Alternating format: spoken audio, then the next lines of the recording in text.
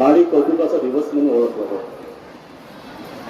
कारण गेल्या 4 तारखेला आपल्या विद्यालयातील मुलीच्या 17 वर्ष वयोगटातील मुलीच्या संघाला विभाग स्तरावर पहिला क्रमांक पटकावलेला आहे. त्याबद्दल या शैक्षणिक संकुलाच्या वतीने मी त्यांना खूप खूप शुभेच्छा आणि त्याचं अभिनंदन करतो.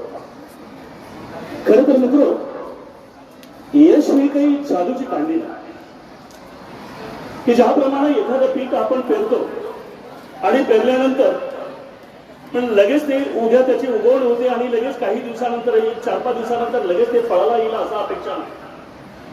तसं आपल्या मेहनतीचं आहे, तसं आपल्या कष्टाचं आहे.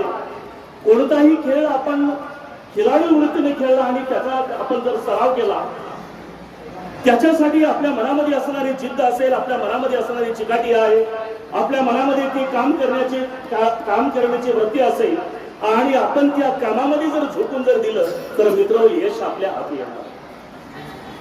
मित्र, रस्त्याने येता जाताना तुम्ही पाहिला असाल, एखादा डोंबाराचा खेळ तुम्ही पाहिला असाल.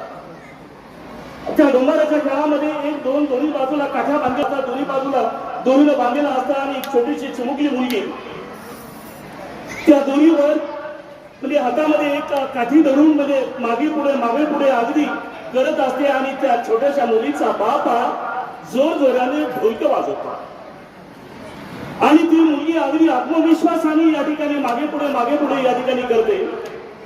ते खेळ संपल्यानंतर त्या मुलीला एकाने प्रश्न विचारला, म्हणजे हे तू त्या दोन्हीवर मागं पुढे कशा म्हणजे हे कसं तू करते?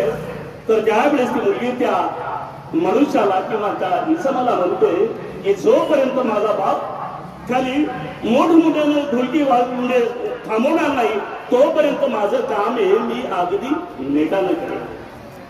मुलगी म्हणते की माझ्यामध्ये जो आत्मविश्वास आहे तो आत्मविश्वास बदलण्याचं काम माझ्या बापाने केलं, माझ्या परिवाराने केलं आणि हाच परिवार मला जगण्याचं बळ देणार. तसं त्याप्रमाणे मित्र, या खेळामध्ये जगण्याचं किंवा प्रेरणा देण्याचं काम खरं तर एखाद्या कामाची मोडतोड करत असताना त्यासाठी लागणारा जो काही शिक्षक आहे ना, हा शिक्षक फार महत्वाचा. मानवी जीवनामध्ये गुरुला महत्व आहे आणि गुरुविना ज्ञान अधुरा आहे. तसं खेळामध्ये सुद्धा या गुरुला महत्व आहे.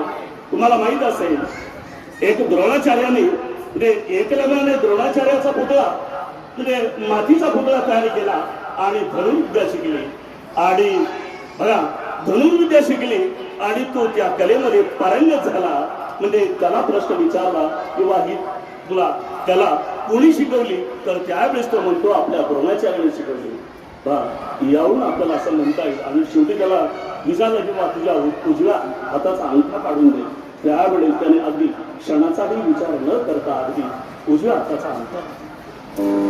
यावरून आपल्याला असं म्हणता येईल किंवा जीवनामध्ये किती गुरुला किंवा या प्रशिक्षणाला महत्व आहे किंवा प्रशिक्षकाला महत्व आहे म्हणजे हे वेगळं सांगण्याची गरज नाही. आणि याचा पाया रोवण्याचं कार्य आपल्या विद्यालयातील वाच जे मित्र आपल्यामध्ये हयात नाही तरी त्यांचा पाया रोवला आणि इथून पुढे आपला संघ बहरत गेला आणि आज मित्र याची प्रचिती आपल्याला याची देखील याची डोळा आपण अनुभवली आणि आपला संघ राज्य स्तरावर म्हणजे विभागीय स्तरावर या ठिकाणी प्रथम आला.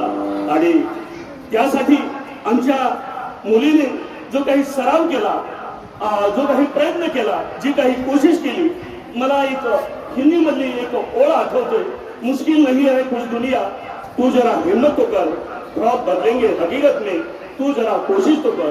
म्हणजे अशा प्रकारचे कोशिश, अशा प्रकारचे एफर्ट्स तुम्ही जरूर करायचं आहे. आणि येणाऱ्या जे काही राज्य स्तरावर जो काही तुमची स्पर्धा होणार आहे या स्पर्धेमध्ये तुम्हाला गौरवित यश किंवा प्रथम येऊ अशी अपेक्षा मी उदागीर बाबाजवळ करतो आणि तुम्हाला खूप साऱ्या शुभेच्छा देतो आणि माझ्या वाणीला पूर्ण विराम देतो. जय हिंद.